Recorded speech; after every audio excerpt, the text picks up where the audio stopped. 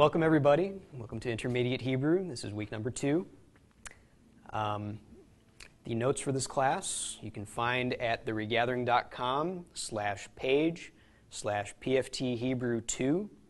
There will be a link there to the notes for week 2, also the notes for week 1, and as each week goes by, there will be links to notes from each week, same thing you're holding in your hands.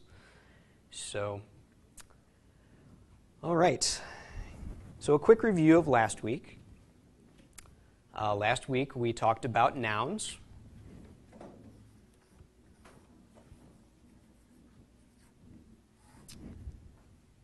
Okay.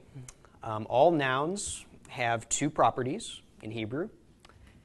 All nouns have a gender. Okay, so all nouns are either masculine or feminine.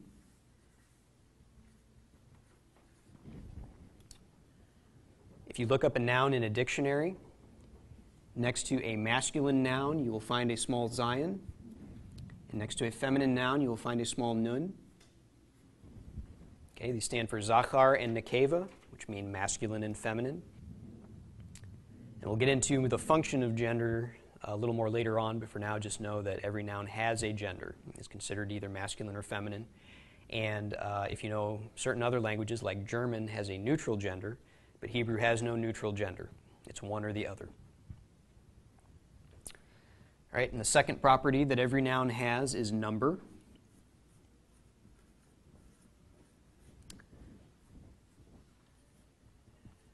Every noun is either singular or it is plural. And it's a very simple concept. In English, the noun dog is singular because it represents one dog. Add an S. The S suffix dogs means more than one dog. It's plural. Okay? Hebrew does the same thing. It has a suffix indicating plurality. But Hebrew has a different suffix for masculine nouns than it does for feminine nouns. So for masculine nouns, the plural suffix is im. Okay?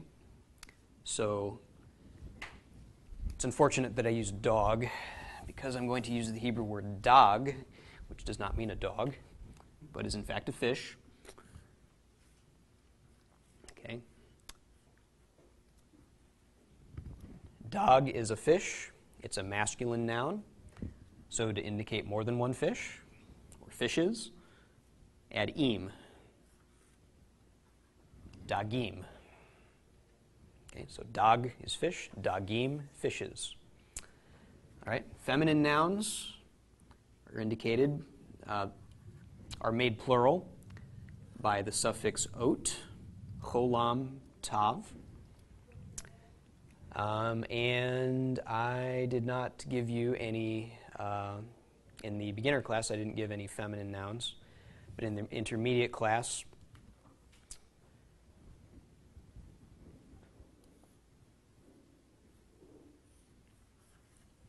aim is mother. To make it mothers, plural, add ot. And there is actually a vowel change as well, but that's not so important as the suffix. Yes, and the mem does change from a final mem to a regular mem, okay, because you only find a final mem when it's at the end of a word. So yes, this transformation does change the appearance of the mem. But yes, aim would be mother, emote, mothers. And again, you will find these vowel changes. Don't worry about them. That's a subject for another time. The suffix is the most important thing. If you say emote, it's entirely forgivable, and it's fine. And even somebody who's speaking Hebrew would know what you were talking about. Okay? So, every noun has gender and number. Masculine nouns are made plural with im. Feminine nouns are made plural with ot. Okay, so that is last week's class in 60 seconds, or however you want to phrase that. And I have notes for that if you'd like them. You can find them here, or I've got them in think I've got them, some physical copies. Okay, so are there any questions about the material we covered last week? Okay. If not, I'll move on to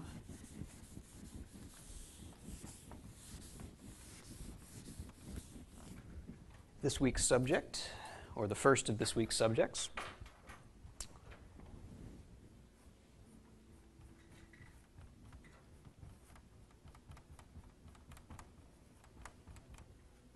Which is the definite article.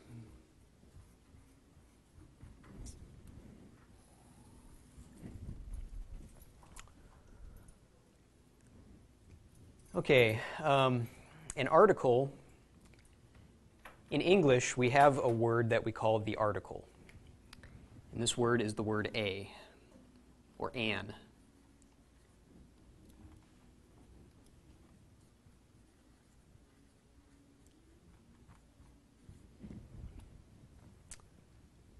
Right, when we use this word, it means one, but it means one in a general sense. So,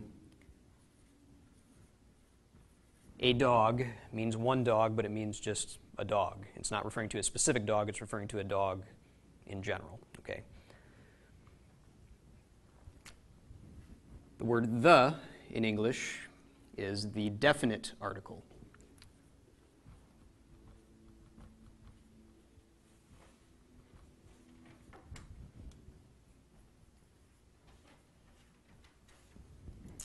Okay, so we use this to preface something specific, all right?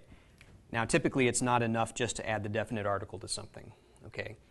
If we just say the dog, that's not any more specific than saying a dog if we don't add anything afterwards to describe the dog. But if we say the dog that ate my homework, or the dog that was my sister's favorite, or, yeah, the Hebrew dog. Or if we were already talking about a specific dog and, later on in the conversation we said the dog. We know we're talking about that dog. All right, so the definite article is just a fancy way of saying the word the. Okay, the makes a word specific rather than general.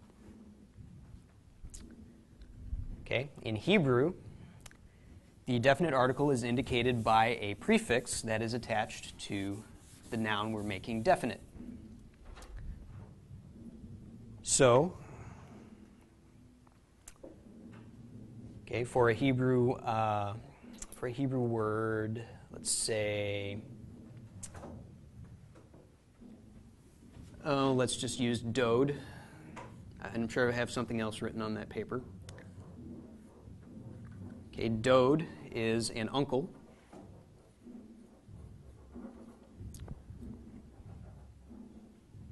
Okay, the prefix that is used to indicate the definite article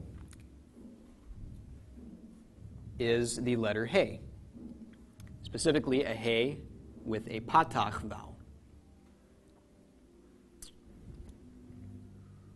which is pronounced ha. Okay? So dode is an uncle.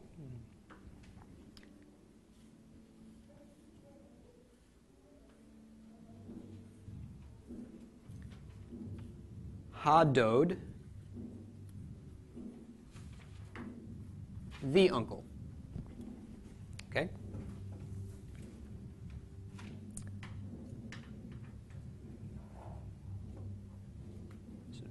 Similarly, dog is a fish. Ha-dog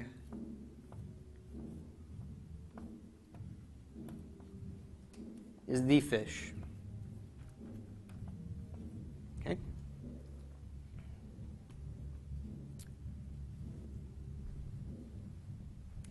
Now there are some rules that apply when we add a hey to the beginning of a word, indicating the definite article. One of those rules, well, there are four. I'm going to go over two of them. In general, when a hey indicates the definite article, it is vocalized by a patach. It has a patach vowel added to it, patach making the same sound as the comets, okay, the short A. And the letter following,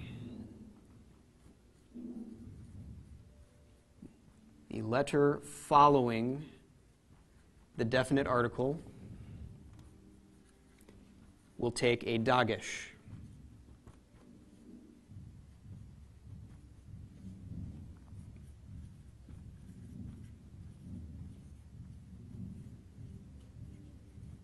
Okay? So, dog is already spelled with a dagesh in the dalet. All that's telling us about that word is that when we add the definite article, it's going to remain. Okay? But other words don't necessarily have a dagesh to begin with. So, hey with a patach and the letter following takes a dagesh. Now, there are some letters that cannot take a dagesh. So, if the letter following the definite article is an ayin, an aleph, an ayin, or a resh. There are other letters that cannot take a dagesh either, but these are the letters to which this exception applies. If the definite article immediately precedes an ayin, an aleph, an ayin, or a resh, then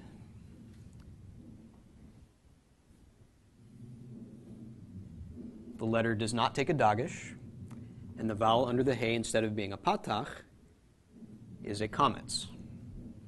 Okay? So, in the case of the word av, which means father, if we were to write the father, ha'av, aleph is the letter immediately following. It cannot take a dagesh, so instead the hey takes a comets. Okay. There are two other instances in which this vowel will change, but they are more complicated and involve concepts that I have not gone over yet, so I'm going to exclude them for now. Be it known, though, that you will sometimes see the definite article taking a segol vowel. Okay, I will go over those instances later, but you will sometimes see this. It is much more rare, and the most common instance will be the patach, because you only see the comets in the case of these three letters, starting the word.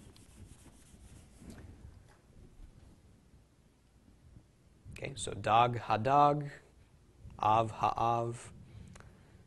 It sounds the same in the Sephardic dialect because the comets and patach in the Sephardic dialect make the same sound.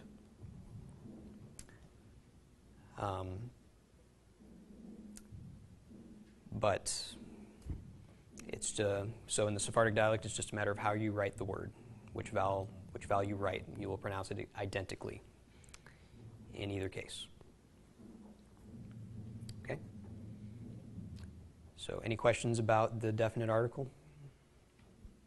I've known that the comets has a slightly longer sound than the dot. Yes, the comets is considered to be, well, the comets can be considered to be a long vowel. Actually, it's in every dialect. It can be a long vowel or a short vowel. Not like ah versus a. Right. Ah versus ah. Right. Yeah, in the Ashkenazic, actually, it makes a sound of sort of a short O. O as in pot. It's easy to see how that blends into the sound of ah. Okay, because they're almost identical to begin with.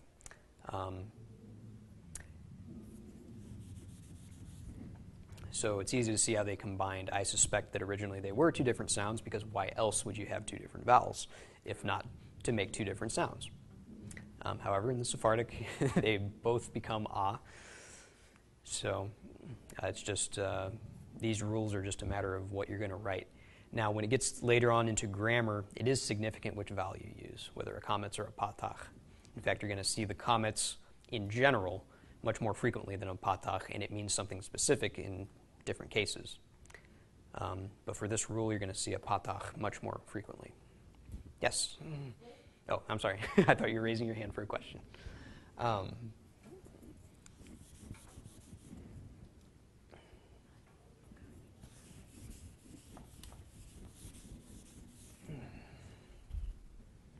So just to make sure it's totally clear,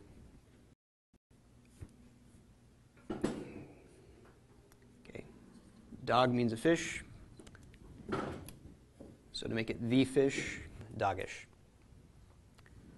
All right, in other words, say shame. Okay, shame is a name.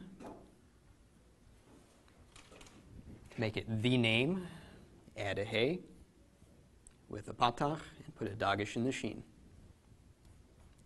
forming Hashem, which means the name. Also used as a euphemism for God's name, Hashem. Okay.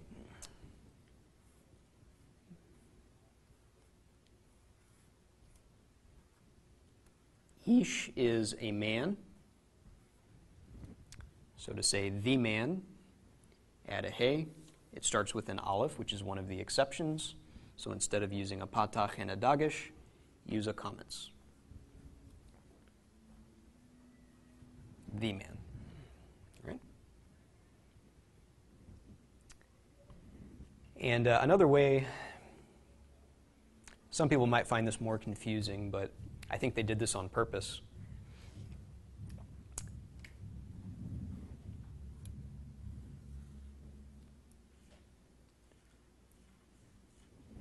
Prefix is ha with a patach, and a dagish has to go in the next letter. And I think the shapes of the vowels are intentional, such that when you don't put the dagish in the letter, it has to go somewhere, so it goes here to make a kametz. And there's actually other rules in which the same thing happens. The dagish disappears and it goes into the next vowel to make it a different vowel. So I think there's a bit of maybe a case of scribes having too much time on their hands to think about these things, but it's kind of a neat little thing. If you find that confusing, don't even think about it. Just remember the rule. But it's just a neat little side note. Yeah, in print, the kametz frequently does kind of have more of that rounded edge as opposed to the sort of bland T that I draw. But yes, I do believe that's intentional.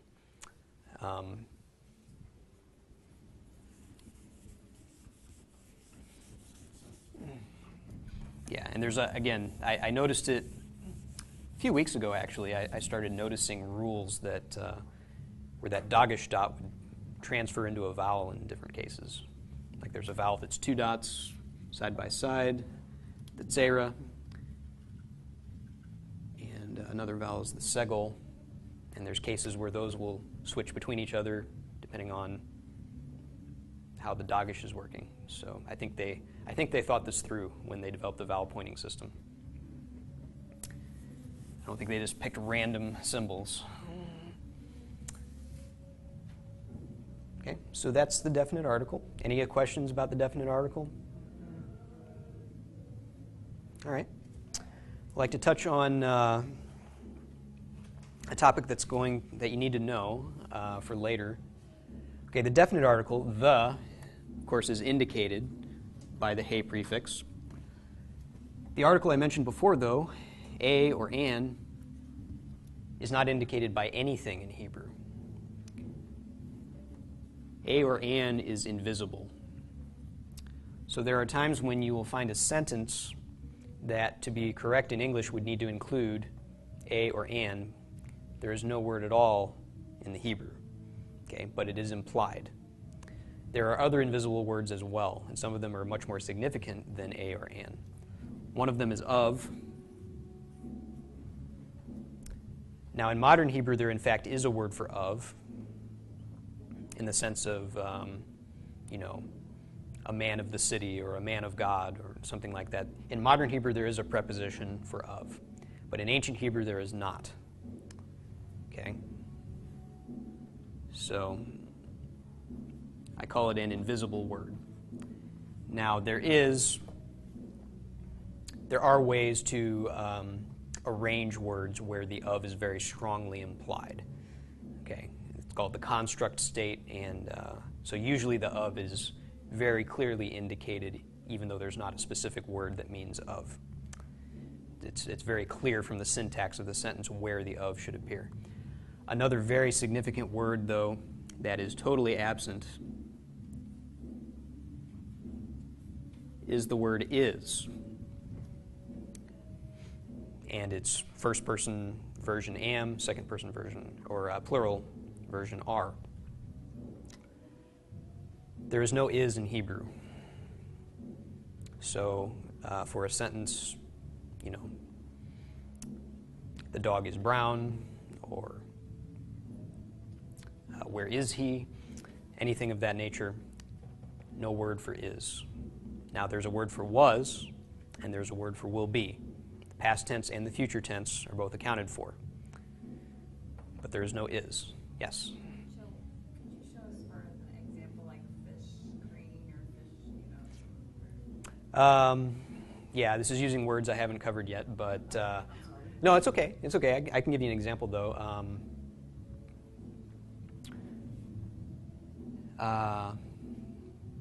Well, this is kind of a fragment, but if I were to say, the man is here.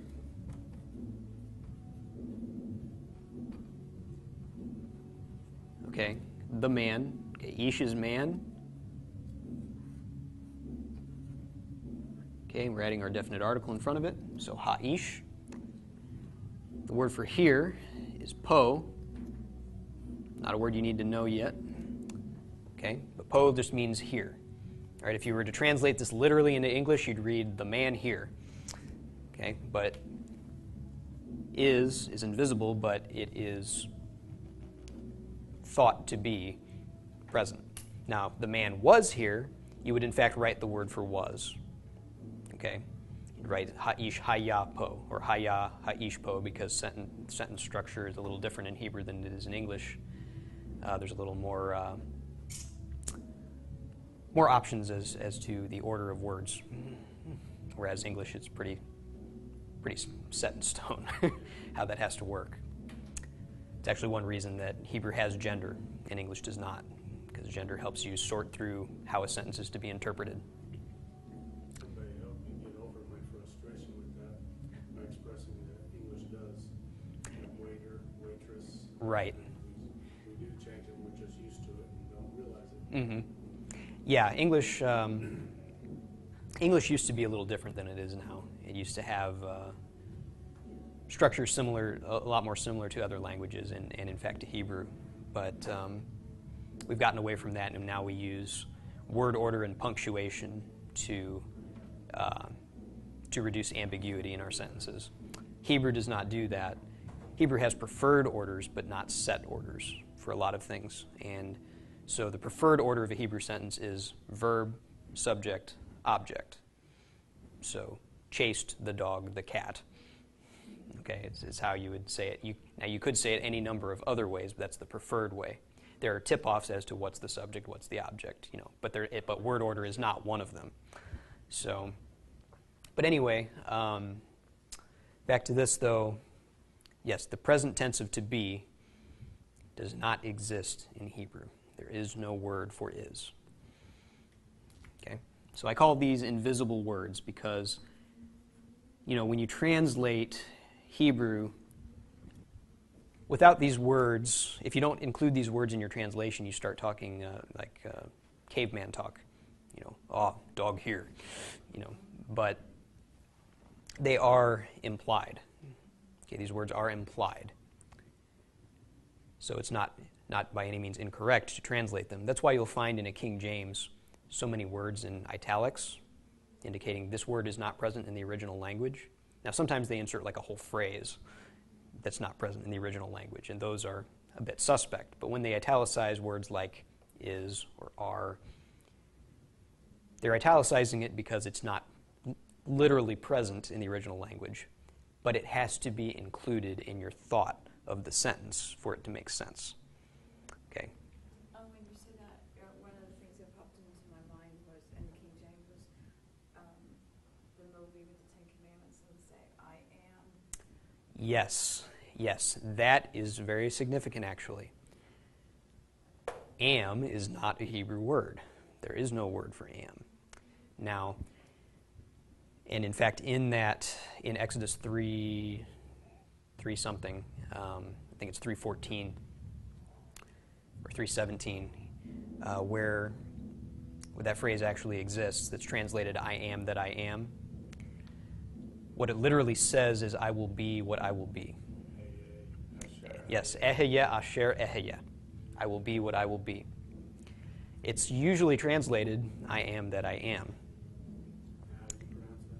Eheyeh asher eheyeh. Right. Yeah, I'm perhaps exaggerating a bit my pronunciation of the hey in the middle there, but yes, it does not say I am that I am, because there is no am. Now it could say ani. If it were to mean I am that I am, it would be ani asher ani. Okay, and the am would be an invisible word. Okay, ani means I, asher means that or which, and so am would just be implied. But in fact, it says eheyeh, which means I will be asher eheyeh. I will be what I will be. Now, the implication of that may be that he is always there. So the translators may think, well, I am is a better captures the idea than I will be what I will be. Because in English, I will be what I will be, we could interpret that as being, he's not here, he's going to be there later. So perhaps that's the motivation for the I am that I am.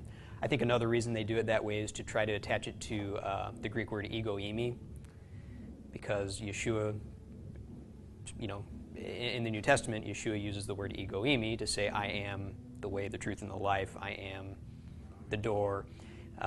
So yeah, the Greek, right, Anochi would be the Hebrew, which was what he would actually have said, in my opinion, and a lot of scholars' opinions. But yeah, so I think the I am in Exodus 3 is an attempt to link that to the places where ego eimi appears in the New Testament, but I don't think it's a valid link, because it literally says, I will be what I will be. So, but anyway, that's just an aside. I don't necessarily hold it against them for doing that, because the idea of existence in general is what's being communicated even in God's name. But literally, does not mean I am that I am. So, yes, that's a very, very significant thing about that. But anyway, you'll find many Hebrew sentences in which these words are implied, but they're lacking because there are no words for these words. Okay? So as we move along, we're going to start constructing some sentences, and if you don't know that these words are invisible, those sentences aren't going to make very much sense. So, just be aware there are words that we have in English that are implied in Hebrew but not written, not spoken.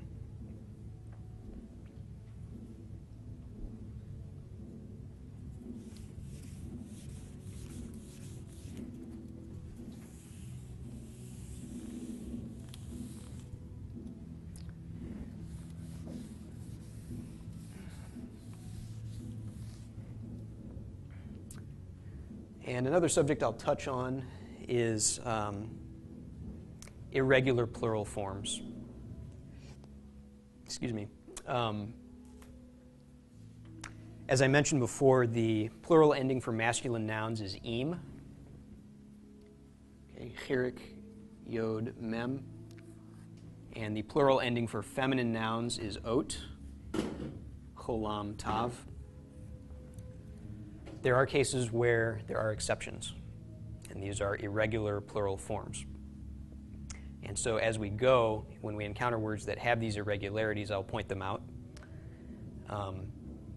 99% of the time, these rules are going to be followed, but there are some words that are very common that are, in fact, exceptions.